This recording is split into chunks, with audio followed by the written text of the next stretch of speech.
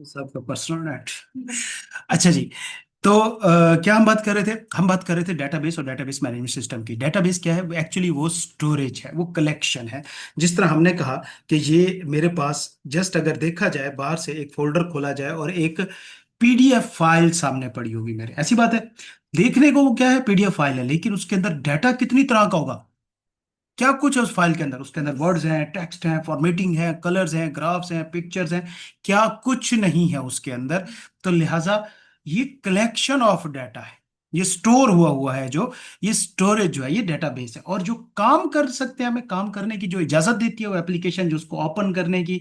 अच्छा, PDF file है, ये एक टाइप है, एक सॉफ्टवेयर, एक एप्लीकेशन है जो हमें डाटा स्टोर करने की कैपेसिटी देती है। क्या पीडीएफ फाइल आपको डाटा एडिट करने की भी कैपेसिटी देती है? कैसे? थोड़ी बहुत कर सकते हैं। अभी आपके ख्याल में ये जो मैंने पीडीएफ फाइल ओपन की हुई है, ये किस में की हुई है? पीडीएफ, पीडीएफ कोई एप्लीकेशन का नाम है? मुझे एक बात बताओ। PDF PDF reader. Reader, exactly.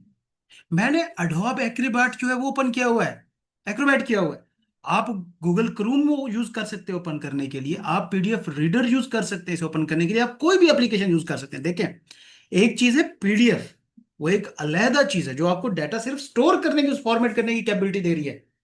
आप उसको एडिट ओपन नहीं कर सकते। उसे एडिट या ओपन या एक्सेस करना है तो आपके पास क्या होना चाहिए? पीडीएफ रीडर होना चाहिए। देखो, मैं आपको व्हाट्सएप पे अगर पीडीएफ फाइल शेयर करूं, आपके मोबाइल में आ जाएगी कि नहीं आ जाएगी? लेकिन ओपन नहीं होगी जब तक कि आपके मोबाइल में पीडीएफ रीडर नहीं होगा। तो पीडीएफ रीडर बेसिकली आपको चाहिए, पहले चाहिए, जो उस फाइल को पीडीएफ की फॉर्म में कन्वर्ट करके सेव भी कर दे, और फिर जब आपने उसे ओपन करना हो, रिट्रीव करना हो, तो आप उसके जरिए उसको ओपन करके उसके अंदर काम भी कर सकें। तो पीडीएफ रीडर एक्चुअली डीबीएमएस है, डेटाबेस मैनेजमेंट सिस्टम है, जबकि पीडीएफ फाइल एक्चुअली क्या है? एक डेटाबेस है जो आपको डाटा सेव करने की कैपेसिटी प्रोवाइड कर रहा है। ओके, तो बेसिकली अगर हम बात करें कि हमारे पास जो डाटा होता है, जो डेटाबेस मैनेजमेंट सिस्टम, तो पहले डेटाबेस मैनेजमेंट सिस्टम आता है। देखें, क्या एक फाइल पीडीएफ फॉर्मेट पे खुद ब खुद चली जाएगी?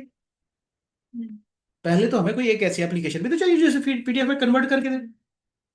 समझ आई बात? जैसे ही मेरे पास एक्सेल है, इसके अंदर मैं चार चीजें करता हूं, और मैंने इसको जब सेव करना है तो मैं सेव पे जाऊंगा, सेव एज पे जाऊंगा, और यहां पे जाके से मैं दिस पीसी करता हूं और डेस्कटॉप करता हूं, और फाइल सेव करने की कोशिश करता हूं। तो ये देखें, मेरे पास ऑप्शन है कि मैं इसे पीडीएफ फॉर्म में सेव कर दूं। समझ आ गया? मैं इसे पीडीएफ फॉर्म में सेव करूं। तो एक्सेल मेरा क्या है? डेटाबेस है, ये डेटाबेस मैनेजमेंट सॉफ्टवेयर है। पहले मुझे पीडीएफ में कन्वर्ट भी तो करना है, तो लिहाजा पहले हमें क्या चाहिए? डेटाबेस मैनेजमेंट सॉफ्टवेयर चाहिए, डेटाबेस चाहिए, मैनेजमेंट सॉफ्टवेयर चाहिए, उसके बाद डेटाबेस चाहिए। पीडीएफ एक डेटाबेस है, ठीक है। अब ये देखिए, मैंने इसे सेव किया, ये मेरी फाइल यहाँ पे सेव हुई, लेकिन फाइल कहाँ से, मैंने किसको यूज करते हुए ये फाइल सेव की? एक्सेल को यूज करते हुए ये फाइल सेव की है। तो अब आपको ये कंसेप्ट क्लियर होना चाहिए। अच्छा, अब पहले क्वेश्चन, पहला आपके पास डेटाबेस मैनेजमेंट सिस्टम होना चाहिए। ये मेरे पास सिस्टम, अब इसके अंदर आपने क्या लाना है? डाटा। डाटा कहाँ से आएगा? मैं एक अकाउंटेंट हूँ, मैं यहाँ पे बैठा हूँ, या मेरा एक कॉलेज है, मैं यहाँ पे वाइस प्रिंसिपल हूँ। तो मेरे पास कौन कौन सा डाटा आता होगा आपके ख्याल में? रिसीट्स। रिसीट्स कहाँ से आती होंगी मेरे पास? रिसीट्स कहाँ से आती होंगी? रिसीट्स कहाँ से आती हैं? मेरे कंप्यूटर में आती हैं? नहीं, मेरे पास ये स्लिपें आती हैं। क्या आती हैं? स्लिप्स आती हैं। और मेरे पास कौन सा डेटा आता है? बिल्स आते हैं। बिल्स कहाँ से आते हैं मेरे पास? मेरे पास ये बिल्स आते हैं। ऐसी बात है, ये मेरे पास बिल्स आते हैं। इसके अलावा और कौन सा अटेंडेंस का डेटा आता है? कहाँ से आता है मेरे पास? मैं, मेरे पास शीट में नहीं आता। मैं, वो स्टाफ लेता है उसको एक्सेल में कन्वर्ट करता है, और वो मुझे किस फॉर्म में भेज देता है? एक्सेल की शीट भेज देता है। आपके रिसीवेबल का डाटा मेरे पास आता है? जी बिल्कुल आता है। कहाँ से आता है? मेरे पास एक्सेल शीट की फॉर्म में आता है। पीछे जो बंदा बैठा है जो रिसीव मेंटेन कर रहा है, मेरे पास वो एक्सेल शीट में भेजता है। सेम इसी तरह मेरे पास बुक्स आती हैं, जो आके अब नई बुक्स अपलोड करता है तो मेरे पास आती हैं। किस फॉर्म में आती है? क्या वो मुझे आके हार्ड में देके जाता है? नहीं, किस फॉर्म में आती है? पीडीएफ की फॉर्म में आती है। तो मेरे पास ये सारा डाटा कई जगहों से आ रहा है। एक्सपेंसेस का कहीं से आ रहा है, इनकम का कहीं से आ रहा है, फीस का कहीं से, रिसीवेबल कहीं से। और मैं इन सारों को कन्वर्ट करके इकट्ठा किस में रख रहा हूं? एक्सेल में।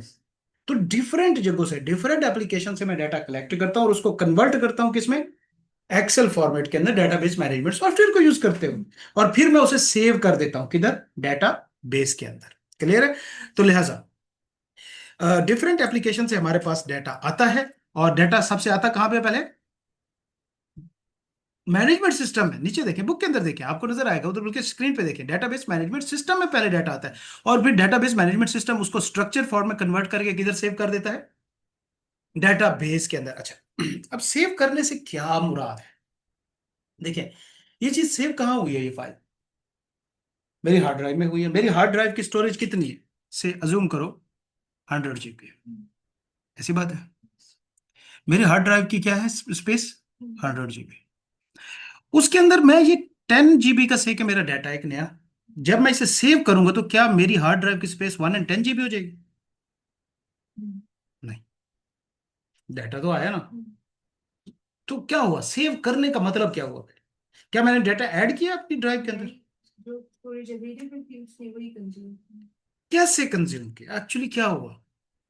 ये वो स्टोरेज पड़ी हुई थी और वो उसने ले ली। देखो, अब मैं आपको बताता हूँ होता क्या है। पड़ी हुई थी, ले ली, क्या ले ली? मतलब मैं ये अब आपको समझाता हूँ। देखो, फॉर एग्जाम्पल, ये मेरी एक स्टोरेज है, और ये स्टोरेज ना डिफरेंट ब्लॉक्स है, एम्प्टी ब्लॉक्स। एम्प्टी ब्लॉक्स की फॉर्म में मेरी ये सारी स्टोरेज है, 400 GB 500 GB ब्लॉक्स होंगे, जो भी होंगे। जब मैं ये 10 GB का डाटा सेव करूंगा कंप्यूटर के अंदर, तो किसी ना किसी फॉर्मेट के अंदर करूंगा। डेटाबेस मैनेजमेंट सिस्टम चाहिए ना जो मैं डेटाबेस में कन्वर्ट करे। कौन कौन से फॉर्मेट में कर सकता हूँ? एक्सेल में कर सकता हूँ, वर्ड में कर सकता हूँ, पीडीएफ में, कई मूवीज की फॉर्म में, पिक्चर की फॉर्म में डाटा सेव कर। सेव करने का मतलब क्या होता है कि ये डीबीएमएस क्या करेगा? डीबीएमएस 10 GB का ब्लॉक उठाएगा, जो कि ब्लैंक है, उसकी प्रोग्रामिंग को कन्वर्ट कर देगा किस में? पीडीएफ में। 10 GB का उसने ब्लॉक उठाया और उसको कन्वर्ट कर दिया किसके अंदर? पीडीएफ में राइट कर देगा उसे। ये सेव करने का मतलब है। देखिए, मेरे पास 100 GB की अगर ड्राइव है तो मेरे पास 101 GB के ब्लॉक्स हैं, जिनके अंदर कुछ नहीं है, खाली है। डेटाबेस मैनेजमेंट सिस्टम क्या करेगा? 10 ब्लॉक्स उठाएगा, और वो जो खाली थे उनको अब कन्वर्ट कर देगा किस लैंग्वेज में? जिस फॉर्मेट में मैं अपना डाटा सेव करना चाहता हूं। बेसिकली जब हम कोई चीज सेव करते हैं तो डाटा ऐड नहीं होता, बल्कि हमारे स्टोरेज का उतना पोर्शन उस फॉर्मेट में कन्वर्ट हो जाता है, और हम उसको कहते हैं ये सेव हो गया है। समझ आ गई बात? तो सेव करने से मुराद ये होता है, ये भी डेटाबेस मैनेजमेंट सिस्टम होता है जो स्टोरेज में जाकर उसको सेव कर। Component of database management system देखे थे कि मतलब जिस तरह हमारे नॉर्मल स्टोरेज या वेयर हाउसेज होते हैं, काम करने वाले डिफरेंट लोग होते हैं, इस तरह डेटाबेस मैनेजमेंट के अंदर डिफरेंट फंक्शंस होते हैं जिनको परफॉर्म करने वाले डिफरेंट एप्लीकेशंस होती हैं। जैसे कि डेटाबेस इंजन, इसका काम क्या है? Responsible for restoring, retrieving and processing data. मतलब इसका काम क्या है? जिस तरह अगर मैं कहूं कि इस फाइल को ओपन करने के लिए मुझे क्या चाहिए? इस फाइल को ओपन करने के लिए मुझे क्या चाहिए? इस फाइल को इस फाइल को ओपन करने के लिए मुझे क्या चाहिए? पीडीएफ रीडर चाहिए।